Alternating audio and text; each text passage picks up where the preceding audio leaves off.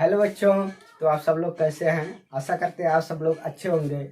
तो आज हम लोग पढ़ने के लिए आ गए हैं क्या? Bio ability. ठीक, क्या? Bio availability.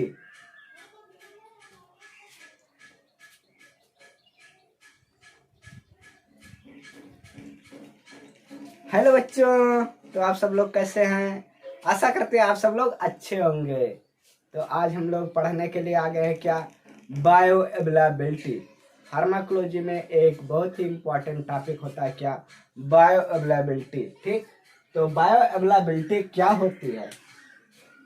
The rate and extent of absorption of drug from its doses form. क्या है?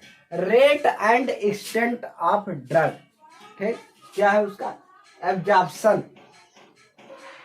The rate and extent of absorption of drug from its doses form. कोई दवा दी गई, ठीक, वो किस रेट से, कितनी मात्रा में एब्जॉर्ब हो रही है, वो क्या कहलाती है? Bio availability. उसी को अगर हम दूसरी भाषा में अच्छा समझे तो the rate and extent to which administered drug reach into systemic circulation. कोई दवा अगर हम एडमिनिस्टर्ड करते हैं तो उस दवा का कितना मात्रा किस रेट से कहाँ तक पहुंच रहा है? हमारे सिस्टमिक सर्कुलेशन में पहुंच रहा है, मतलब कि ब्लड में पहुंच रहा है। हम दवा को खाते हैं तो कुछ मात्रा ही हमारे कहाँ पहुंचती है? सिस्टमिक सर्कुलेशन में, पूरी नहीं पहुंचती है। अगर ओरल डोजेज फॉर्म ले रहे हैं तो कुछ ना कुछ उसमें इधर उधर हो जाएगा। सिर्फ आपका क्या, आईबी रूट का जो होता है ये आपका क्या होता है? 100% बायो अवेलेबिलिटी रखता है। ठीक, ओरल के कंपेरिजन में अगर देखा जाए तो 100% आपका क्या है? और ओरल का कोई कंफर्म नहीं होता है कि उसकी बायो अवेलेबिलिटी कितनी है। बायो अवेलेबिलिटी को क्या डिटरमाइन करना पड़ता है? अगर हम बात करें कि the rate and extent to which administered drug reach into systemic circle. Rate और एक्सटेंट, कितनी मात्रा में, कितना रैपिड, किस रेट से आपकी ड्रग क्या हो रही है? एब्जॉर्ब हो रही है और ब्लड सर्कुलेशन में पहुंच रहा है, सिस्टमिक सर्कुलेशन में पहुंच रहा है। ये क्या कहलाता है? आपका बायो अवेलेबिलिटी। ठीक, अगर हम वही बात करें एग्जाम्पल की, क्योंकि बिना एग्जाम्पल के तो आपको समझ में आएगा नहीं। तो अगर हम 100 mg का कोई ड्रग लेते हैं, कितने का? 100 mg का, और एडमिनिस्ट्रेट करते हैं कैसे? ओरली। अगर हम 100 mg का कोई टेबलेट लिए, उसको ओरली एडमिनिस्ट्रेट करते हैं, और 70 mg मतलब क्या? 100 mg हम दवा लिए, 70 mg जो है वो कहाँ हमारे पहुंच रहा है? Observe and change form bioavailability of 70%। ठीक, क्या है? जब ऑब्जर्व किया गया कि हाँ दवा जो हमने लिया है 100 mg का, उसको डिटरमाइन किया गया, ब्लड में उसका कंसंट्रेशन देखा गया, तो हमको ये पता चला क्या कि सिर्फ 70 mg दवा जो है आपके ब्लड में पहुंची है। भाई साहब, अगर 100 mg का दवा हमने लिया है, 70 mg ही दवा हमारे कहाँ पर पहुंची है? ब्लड में पहुंची है, सिस्टमिक सर्कुलेशन में पहुंची है। तो इससे ये पता चलता है कि हमारी बायो एबिलिटी कितनी है? बायो एबिलिटी सिर्फ 70% है। 30% क्या है? उसकी बायो एबिलिटी नहीं है। वो क्या हो रहा है? डिस्ट्रॉय हो जा रहा है, एलिमिनेट हो जा रहा है। ठीक, अगर हम बात करें कि आखिर जब 70% है तो इसको डिटरमाइन भी तो करते होंगे। आईबी का है, लगा दिए भैया, 100% बायो अवेलेबिलिटी मिल गई, 5 ml लगा दिए, तो 5 ml पूरा का पूरा कहाँ गया? आईबी में चला गया और के ब्लड सर्कुलेशन में चला गया। बट टेबलेट लिया 100 mg का तो सिर्फ 70 mg क्या हुआ? ऑब्जर्व हुआ। कब? जब हम डिटरमाइन किए उसका कंसंट्रेशन। ठीक, बायो अवेलेबिलिटी हमको पता चले। वहीं हम बात करें determination of bioavailability. Bioavailability को कैसे डिटरमाइन करते हैं? Bioavailability is determine by क्या? Bioavailability is determine by comparing blood plasma level of a drug of particular route of administration. क्या है? आपका जो ड्रग है वो किस रूट से लिया गया है, उसका कंपेरिजन हम करते हैं। ठीक, कब? जैसे हमने अभी ऊपर क्या बताया कि 100 mg का दवा लिए, 70 mg क्या हुआ, ऑब्जर्व हुआ कहाँ, हमारे ब्लड में अगर दवा को देखें हम कि कितने मात्रा में है तो सिर्फ 70 mg ही है। क्यों? तो इस तरह से अगर हम बायोअवेलेबिलिटी को चेक करते हैं तो जब हम दवा देते हैं तो उसका कंपैरिजन करते हैं किसके, उसमें हम अन्य रूट स्टैंडर्ड से कंपैरिजन करते हैं कि हमारी दवा उस रूट के लिए कितना क्या है बायोअवेलेबिलिटी शो करता है। ठीक, बात करते हैं after IV administration 100% of drug rapidly enter the circulation. अगर हम आईवी एडमिनिस्ट्रेशन करते हैं तो 100% बायोअवेलेबिलिटी मिलती है और रैपिड बायोअवेलेबिलिटी मिलती है। मतलब कि जो ही लगाए तुरंत कहाँ पहुंचा, आपके ब्लड सर्कुलेशन में, और उसका क्या सिस्टमिक सर्कुलेशन हुआ और पूरी बॉडी में पहुंच गया। When the drug is given orally, only part of drug appears in the plasma। अगर हम दवा को क्या करते हैं, ओरली देते हैं तो 100% बायोअवेलेबिलिटी नहीं मिलेगी, उसके कुछ पार्ट जो है हमारी ब्लड प्लाज्मा में पहुंचेगी, ब्लड में पहुंचेगा, सिस्टमिक सर्कुलेशन में पहुंचेगा, वही उसका क्या होगा बायोअवेलेबिलिटी। ओरल रूट की कभी 100% बायोअवेलेबिलिटी नहीं हो सकती है, होगी तो किसकी होगी, आईवी रूट की होगी। ठीक, अगर बात करें कि कैसे डिटरमाइन करते हैं तो ये देख लीजिए, क्या एक आपका ग्राफ बना है, ये आपका टी मैक्स टाइम के लिए है और ये क्या है सीरम ड्रग कंसंट्रेशन या plasma concentration, blood drug concentration, इस तरह से इसको लिख सकते हैं। अगर हम क्या देते हैं आईवी रूट से कोई ड्रग एडमिनिस्टर्ड करते हैं, ठीक, तो आईवी से हम करते हैं तो टाइम ऑफ मैक्सिमम कंसंट्रेशन, आपका ये जो टाइम है इतने टाइम में वो मैक्सिमम कंसंट्रेशन तो शो करता है, बहुत ये आपका इतने टाइम में क्या किया, यहां तक आपका कंसंट्रेशन शो कर गया।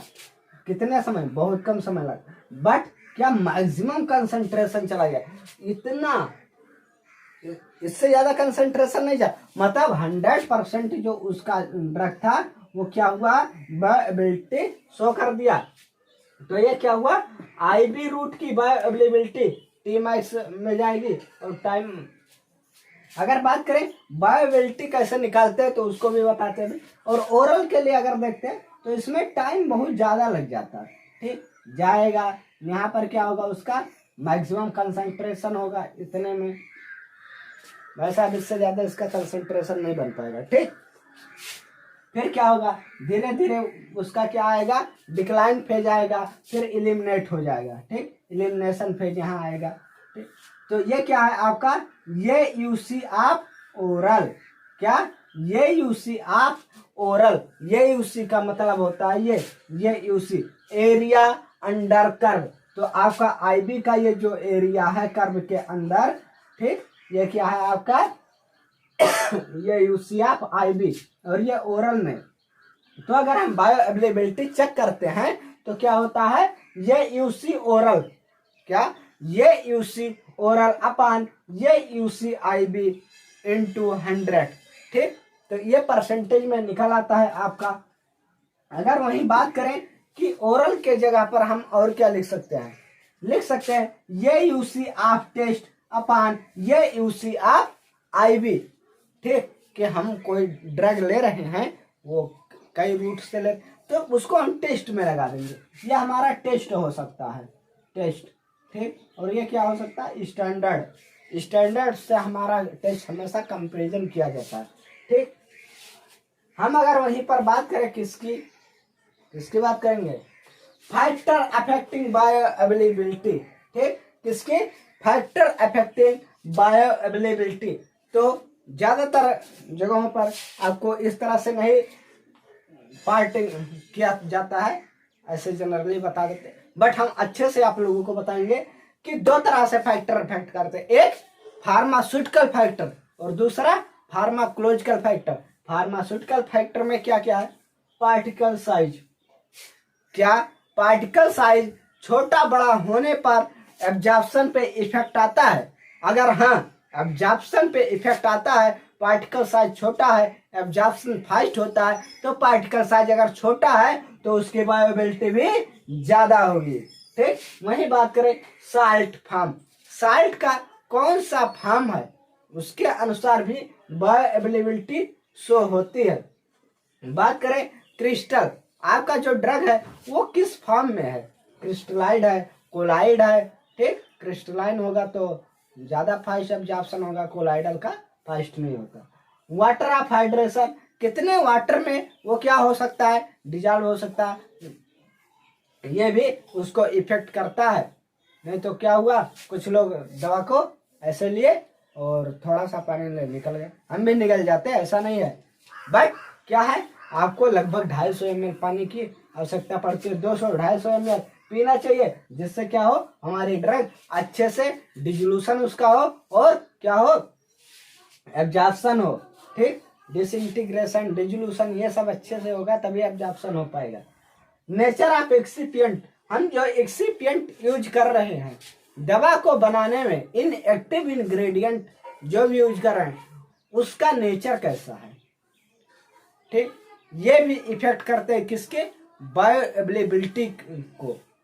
ठीक, डिग्री ऑफ आयोनाइजेशन, क्या आयोनाइज ड्रग का एब्जॉर्प्शन फास्ट होता है, बताओ, आयोनाइज ड्रग का एब्जॉर्प्शन फास्ट होता है, नहीं, तो फिर क्या होगा, ड्रग का एब्जॉर्प्शन आयोनाइजेशन में कम होता है, और जब आयोनाइजेशन में कम होगा तो बायोअवेलेबिलिटी कम होगी, इसीलिए अनआयोनाइज्ड ड्रग को हम लेते हैं। फार्मुलेशन फैक्टर, हमारा फार्मुलेशन फैक्टर कैसा इफेक्ट कर रहा है, ये भी क्या करता है, हम दवा को बना रहे हैं उस दौरान बहुत से फैक्टर हैं वो सब इफेक्ट कर। वहीं अगर बात करें किसकी, हम दूसरे पॉइंट की, क्या, फार्माकोलॉजिकल फैक्टर, तो इसमें gastric emptying and gastric mortality, क्या आपका गैस्ट्रिक जो इम्पटिंग टाइम होता है वो इफेक्ट करता है, बिल्कुल, क्योंकि आपकी मान लिया जाए स्टमक में भोजन भरा है तो फूड ड्रग इंटरेक्शन हो सकता है कि नहीं हो सकता है, पेट एकदम फुल कर दो, भाई साहब हिलने डुलने के लिए जगह नहीं है, क्या घुल जाएगा, शरबत बनाते हो पूरा बाटल भर दो एकदम से पानी, 1 लीटर का 1 लीटर, अब उसमें हिलाते रहो, क्या चीनी घुलेगा, नहीं जल्दी घुलेगा, टाइम लगेगा। लेकिन अगर उसमें कुछ स्पेस रहेगा, उसमें मोटेलिटी होगी, हिलाने पर इधर उधर शेकिंग करने पर क्या होगा, अच्छे से वो इधर उधर वाटर आपका जो है और जो शुगर है इधर उधर दौड़ेगा, तो क्या होगा, अच्छे से उसका डिसोल्यूशन होगा, मतलब अच्छे से इसीलिए गैस्ट्रिक मोर्टेलिटी भी इफेक्ट करता है। जीआईटी डिजीज, अगर आपके जीआईटी में किसी तरह की बीमारी है तो वो भी क्या करता है, इफेक्ट करता है, जो एब्जॉर्प्शन में, जैसे क्या था, माल न्यूट्रिशन, ठीक, माल एब्जॉर्प्शन, फिर क्या, फूड एंड अदर सब्सटेंस, अगर आपकी किसमें, स्टमक में फूड भरा हुआ है, खच्चा खा छोड़ दो, ठीक, तो क्या अच्छा लगता है, एक तो पहले से वजन लगेगा, फिर दवा खाएंगे पड़ जाएंगे, अरे भाई साहब दवा क्या है, उसको डिसइंटीग्रेट होना है, डिसोल्यूट होना है, जब वो होगा ही नहीं तो कहाँ से जल्दी इफेक्ट करेगा, तो ये भी क्या करेगा, आपकी बायोअवेलेबिलिटी को इफेक्ट करेगा। वहीं अगर बात करें तो अगले पॉइंट की, फर्स्ट पास इफेक्ट, ओरल लेंगे तो फर्स्ट पास मेटाबॉलिज्म होगा, ये भी आपको क्या करता है, इफेक्ट करता है। ड्रग ड्रग इंटरेक्शन, 2 दवाएं अगर साथ में लेते हैं तो ये भी इफेक्ट करते हैं। फार्माकोजेनेटिक फैक्टर, किसी में फार्माकोजेनेटिक फैक्टर होते, कहते हैं भैया हम ये दवा खाते नहीं काम करेगा, क्यों, क्योंकि उनके जीन में है, वो दवा उनको काम नहीं करेगी, उनके जीन को ये लगता है कि ये हमारे लिए कुछ नहीं है, उसको आजा बाबू आजा, आजा सोना आजा, ठीक, तो उसके लिए कोई अंतर नहीं है। इमोशनल फैक्टर, साइकोलॉजिकल, अगर साइको का कोई पेशेंट है, अब उसको क्या है, पिछली बार बुखार की दवा दिए थे हरी हरी थी, अब की बार पीली में दे दे, दूसरे कंपनी के, डॉक्टर साहब ये दवा नहीं काम करेगी, हम ना ठीक होगी, ठीक, का बैठा बाबू बैठा, हाँ बैठा, मार दे चटाक से, हे हंस देला। क्लास में सही बैठा करो। बायो इक्विवेलेंस, ठीक, ये क्या है? बायो इक्विवेलेंस क्या है? Two drug formulation equivalent if they show comparable bioavailability and similar time to achieve peak blood concentration। क्या है? दो ऐसे ड्रग फार्मुलेशन जो इक्विवेलेंस हो, कब? जब उनका कंपेरिजन करें बायोअवेलेबिलिटी की, ठीक, मतलब कि सेम टाइम में सेम पीक ऑफ कंसंट्रेशन मिले। भैया जितना तेज हम दौड़ के जहां तक पहुंचेंगे वहीं तक आपको भी जाना है, उतने टाइम में उतने दूर। अब ये तो बहुत दिक्कत है। हम 60 की स्पीड से चले तो आप भी 60 की स्पीड से, हम 90 पे जाए आप भी 90 पे, मतलब कि सेम कंपेरिजन अगर हम करते हैं तो वो सेम ठहर कहते हैं भैया ना ये कम में है ना वो कम में है, ठीक। अगर वही बात करें थेराप्यूटिक इक्विवेलेंस की, तो two drug formulation are therapeutically equivalence if they are pharmaceutically equivalent. क्या है? थेराप्यूटिकली इक्विवेलेंट जब माना जाएगा जब वो फार्मास्यूटिकली इक्विवेलेंट हो, ठीक। जैसे सेम डोजेज फॉर्म हो, सेम एक्टिव इंग्रेडिएंट हो, सेम रूट ऑफ एडमिनिस्ट्रेशन हो, और वो क्या करे? उनकी सेम क्या हो? क्लिनिकल सेफ्टी प्रोफाइल हो। इस तरह से क्या होगा? हमारा थेराप्यूटिक इक्विवेलेंट होगा। तो आज के लिए सिर्फ इतना ही हमें क्या पढ़ना था? बायोअवेलेबिलिटी। तो आशा करते हैं आप लोगों को बायोअवेलेबिलिटी अच्छे से समझ में आई होगी। तो आप लोग स्क्रीनशॉट ले लो फटाफट, ठीक।